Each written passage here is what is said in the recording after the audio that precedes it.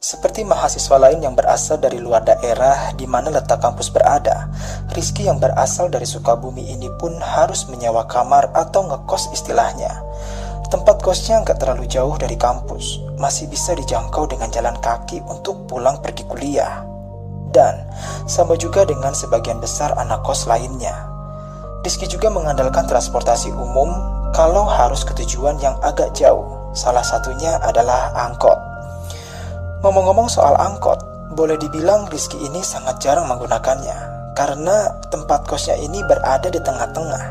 Jadi kalau mau kemana-mana masih bisa dijangkau dengan jalan kaki. Nah, kalau melihat letak di mana Jatinangor berada, yaitu di antara kota Bandung dan Sumedang, Rizky dan teman-teman kalau memang ingin berpergian mencari hiburan ke kota besar, maka mereka akan lebih memilih ke kota Bandung. Untuk menuju ke kota Bandung ini, mereka biasa menggunakan bis Damri sebagai alat transportasinya. Karena kalau naik angkot, bisa dibayangkan entah sampai kapan mereka akan sampai. Karena kita tahu sendiri kalau Bandung itu sangat terkenal dengan macetnya. Jadi, inilah mengapa Rizky jarang sekali menggunakan transportasi angkot. 15 tahun yang lalu, Jatinangor masih terbilang sepi, belum seramai sekarang. Angkot masih belum banyak jumlahnya. Angkot juga masih sedikit penumpangnya. Jarang sekali Rizky melihat angkot yang penuh penumpang. Kenapa Rizky sampai memperhatikan penumpang angkot waktu itu? Karena ada alasannya. Jadi gini, pada semester awal Rizky kuliah, sempat beredar cerita seram mengenai angkot. Ya, namanya cerita seram pasti akan cepat menyebar di kalangan mahasiswa dan masyarakat sekitar. Waktu itu beredar cerita yang katanya di sekitar Jatinangor ada angkot setan. Angkot setan? Iya, angkot setan. Cerita yang berawal dari katanya ada mahasiswa yang ditemukan pingsan di pinggir jalan pada malam hari. Usut punya usut, sebelum pingsan, dia naik angkot dari arah Cilenyi mau menuju Jatinangor. Ternyata angkot yang dia tumpangi ini berisi hantu atau setan atau jurik atau apalah sebutannya. Lalu mahasiswi ini ketakutan setengah mati sampai akhirnya jatuh pingsan. Terhadap cerita itu, Rizky ini percaya tidak percaya. Tapi dia tetap menanggapinya dengan seru, apalagi kalau ada temannya yang menceritakannya kembali. Ya, hitung-hitung hiburan. Tapi sikap skeptisnya Rizky ini berkesudahan ketika akhirnya Rizky mengalami sendiri kejadian seram di dalam angkot. Kejadian yang masih Rizky ingat detailnya sampai hari ini, yaitu adalah angkot setan di Jatinangor. Waktu itu awal 2006, Rizky pulang mudik ke Sukabumi karena memang ada libur panjang. Cukup lama Rizky di rumah sebelum akhirnya harus kembali lagi ke kampus Jatinangor. Mungkin sama dengan mahasiswa lain, ketika awal-awal kuliah, Rizky masih sangat merindukan rumah. Jadi sangat betah ya kalau sudah pulang kampung dan sangat berat rasanya untuk kembali ke kampus lagi. Makanya, Rizky memutuskan untuk berangkat sore saja pada saat itu. Dia pun tidak masalah kalau memang harus sampai tengah malam di Jatinangor. Tapi ya walaupun begitu, Rizky tetap harus berangkat karena dia harus kuliah. Rizky ingat sekali kalau pada hari itu adalah hari Jumat.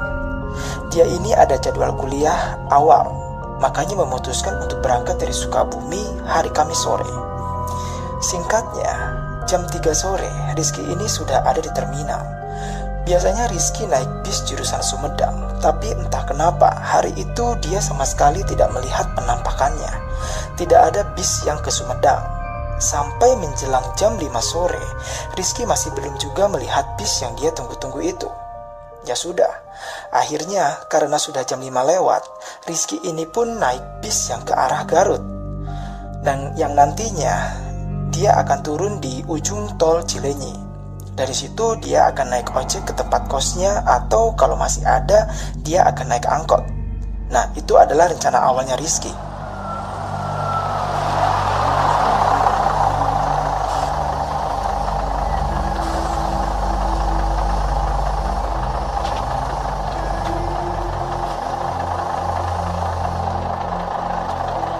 Kamis itu cuaca Sukabumi gerimis seharian. Mendung sudah pasti jadi kepastian. Rizky pikir hanya di Sukabumi saja yang seperti itu. Tapi ternyata tidak. Sepanjang jalan, hujan tak berkesudahan dengan intensitas ringan sedang.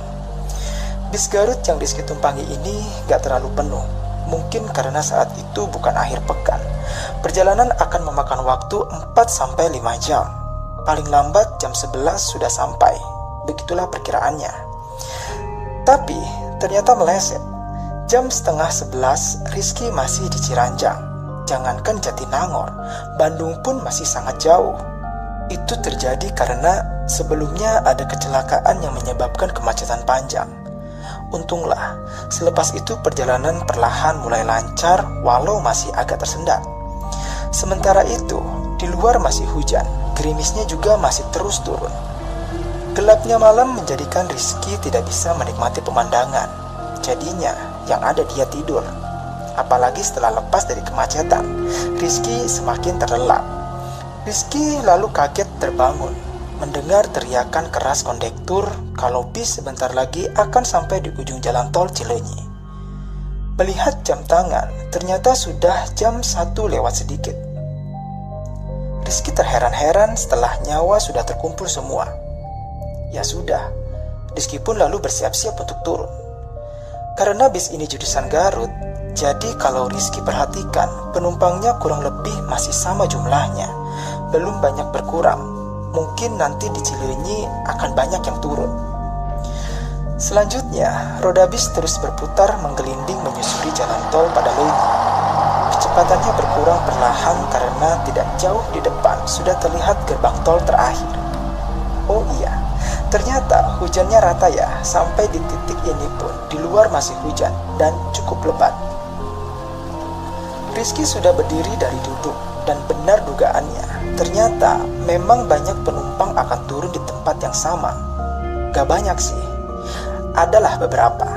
Tapi melihat itu Rizky jadi agak lega karena gak akan sendirian di tempat dia turun nantinya. Sekali lagi Rizky melihat jam tangan. Jam sudah menunjukkan pukul 1 lewat 10. Setelah melewati gerbang tol, mungkin sekitar 2 atau 3 menit kemudian, bis akhirnya berhenti.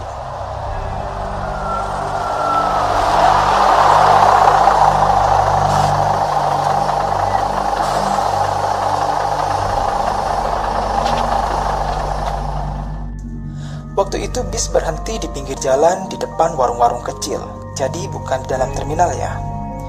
Dalam keadaan hujan deras, Rizky akhirnya turun tuh dari bis, bersama dengan beberapa penumpang lain. Mereka pun berlarian menuju arah berbeda termasuk Rizky, karena menghindari hujan deras supaya gak basah kuyup. Rizky bersama 2 orang penumpang lain kemudian berteduh di depan warung kecil pinggir jalan yang sudah tutup. Sementara itu, bis yang Rizky tumpangi melanjutkan lagi perjalanannya. Beberapa menit lamanya Rizky dan 2 penumpang bis tadi berdiri berteduh, sampai akhirnya tidak lama kemudian ada 2 motor ojek datang mendekat. Rizky yang masih berharap masih akan ada angkot dan melihat hujan juga semakin deras, jadi dia gak terlalu bersemangat melihat 2 ojek itu. Kemudian membiarkan 2 orang yang bersamanya itu untuk pergi naik dengan 2 ojek tersebut dan meninggalkan Rizky sendirian. Ya, akhirnya Rizky sendirian karena memilih tetap berdiri berteduh di depan warung gelap dengan masih berharap akan ada angkot yang lewat. Saat itu mungkin karena hujan deras dan sudah lewat tengah malam, suasananya ini menjadi sangat sepi. Kendaraan yang lewat melintas hanya sesekali. Begitu terus selama beberapa menit ke depan. Lalu, entah hanya perasaan saja atau gimana, Rizky ini merasa kalau tiba-tiba suasana ini semakin sepi dan hening. Memang sama sekali tidak ada pergerakan atau suara lainnya. Berdiri di bawah atap warung, bukannya Rizky jadi kering tanpa terkena air hujan, tapi tubuh tetap basah terkena cipratannya. Rizky pun jadi menyesal, kenapa tadi nggak naik ojek saja, malah memilih terus tabah menunggu angkot. Yang harusnya Rizky sadar kalau saat itu hampir mustahil akan ada angkot yang lewat. Entah apa yang ada di pikirannya saat itu. Detik berganti detik, menit berganti menit. Rizky belum juga melihat ada kendaraan lewat.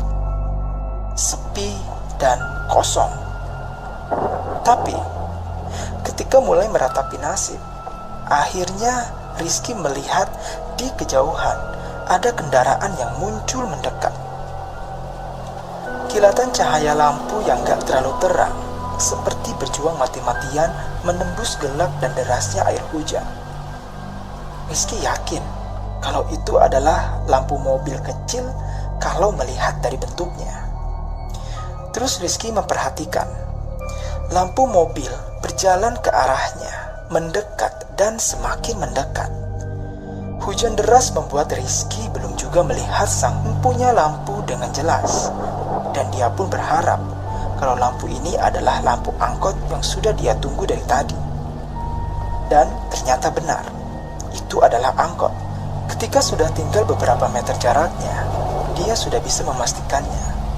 Lalu angkot ini berhenti persis di hadapannya.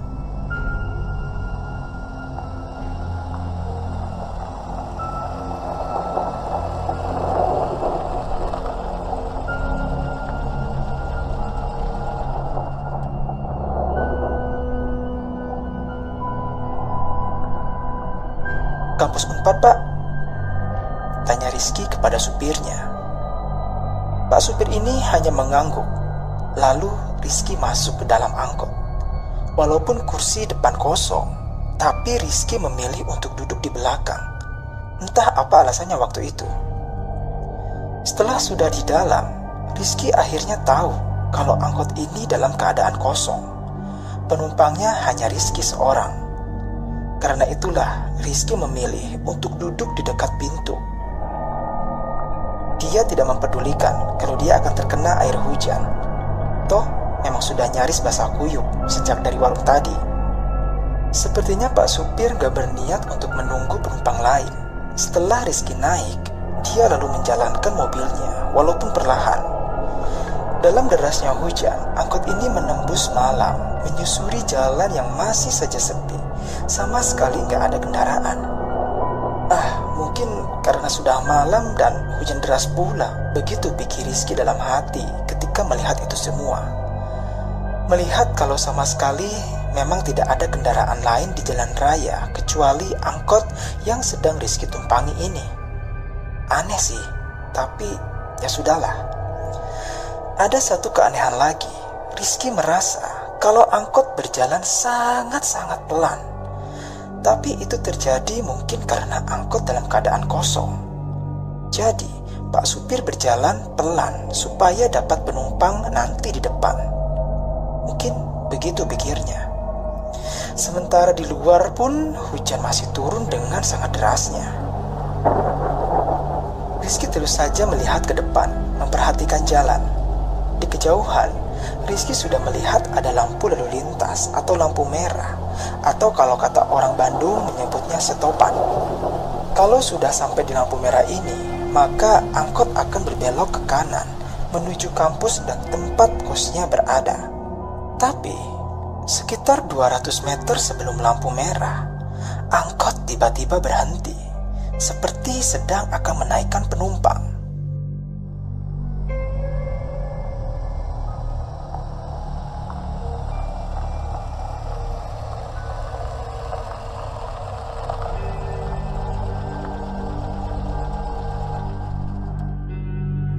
Nah, ketika angkot berhenti ini, Rizky menggeser sedikit posisi duduknya untuk memberikan jalan kepada penumpang yang akan naik.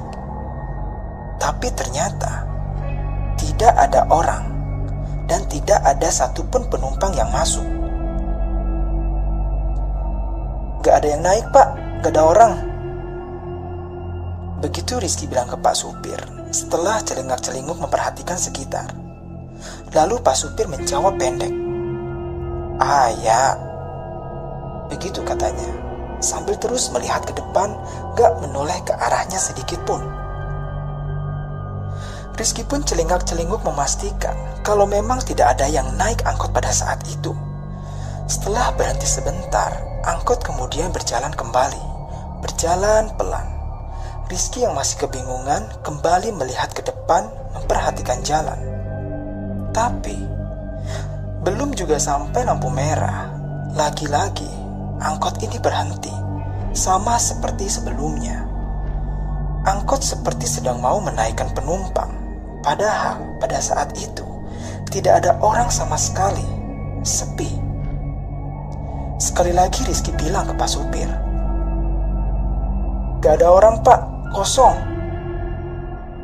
Pak Supir sambil terus menatap ke depan lagi-lagi menjawab, "Ah ya," yang artinya itu adalah ada. Rizky semakin bingung, mana ini penumpangnya? Sama. Lalu angkot pun kembali berjalan. Bedanya, kali ini jalannya lebih cepat, gak pelan seperti sebelumnya. Karena angkot sudah berjalan cukup cepat, Rizky yang tadinya duduk dekat dengan pintu dan menghadap ke depan, jadi bergeser sedikit agak ke dalam, ke bagian tengah angkot, yang membuat Rizky jadi menghadap ke samping, bukan ke depan lagi. Paham ya maksudnya? Nah, ketika menghadap ke samping inilah Rizky akhirnya melihat sesuatu yang mungkin jadi jawaban kenapa angkot ini tadi berhenti 2 kali secara misterius. Rizky kaget tak terkira, merinding sejadi-jadinya, karena ternyata sudah ada 2 penumpang di dalam. Mereka duduk di belakang dengan posisi saling berhadapan. Keduanya adalah laki-laki. Kapan mereka masuk? Rizky pun bertanya-tanya. Rizky yang duduk di samping pintu sejak tadi tidak melihat mereka sama sekali naik ke dalam angkot tersebut. Sementara itu angkot berjalan semakin cepat. Rizky yang mulai semakin ketakutan sudah gak lagi memperhatikan jalan. 2 lelaki ini terus menundukkan wajahnya, sementara Rizky memandang mereka sesekali. "Kiri Pak, kiri." Begitulah Rizky bilang ke Pak Supir. Akhirnya memberanikan diri untuk meminta angkot berhenti. Rizky semakin ketakutan. Setelah bilang begitu, kemudian lagi-lagi Rizky menoleh ke belakang. Betapa kagetnya Rizky ketika melihat ternyata 2 penumpang seram ini sudah gak duduk di tempatnya semula. Mereka sudah bergeser mendekat. Yang satu duduk di hadapan, yang satu lagi duduk persis di sebelah Rizky. Saat inilah Rizky dapat melihat wajah mereka dengan jelas. Sangat menyeramkan. Wajah keduanya pucat berlumur darah, seperti baru saja mati karena kecelakaan. Tercium juga bau amis anyir yang sangat gak menenangkan. Rizky semakin panik, lalu refleks menggebrak langit-langit angkot dengan keras. "Berhenti Pak, berhenti!" Rizky berteriak begitu. Kemudian, angkot yang tadinya melaju cepat, perlahan mulai mengurangi kecepatannya. Ketika angkot sudah sangat pelan berjalan, Rizky nekat melompat turun. Hasilnya, Rizky jatuh terduduk di pinggir jalan. Pada saat itu, Rizky tidak mempedulikan. Yang penting, dia bisa berhasil keluar dari angkot dan 2 penumpang laki-laki yang menyeramkan itu. Lalu Rizky melihat angkot menyeramkan itu terus melaju pelan, sampai akhirnya hilang di telan gelap. Perasaan lega pun dirasakan Rizky pada saat itu. Akhirnya, dia jalan kaki di bawah deras hujan menuju kosannya yang memang sudah tidak jauh dari tempat di mana dia lompat dari angkot setan itu. Dan kisah ini masih sangat diingat jelas oleh Rizky sampai hari ini.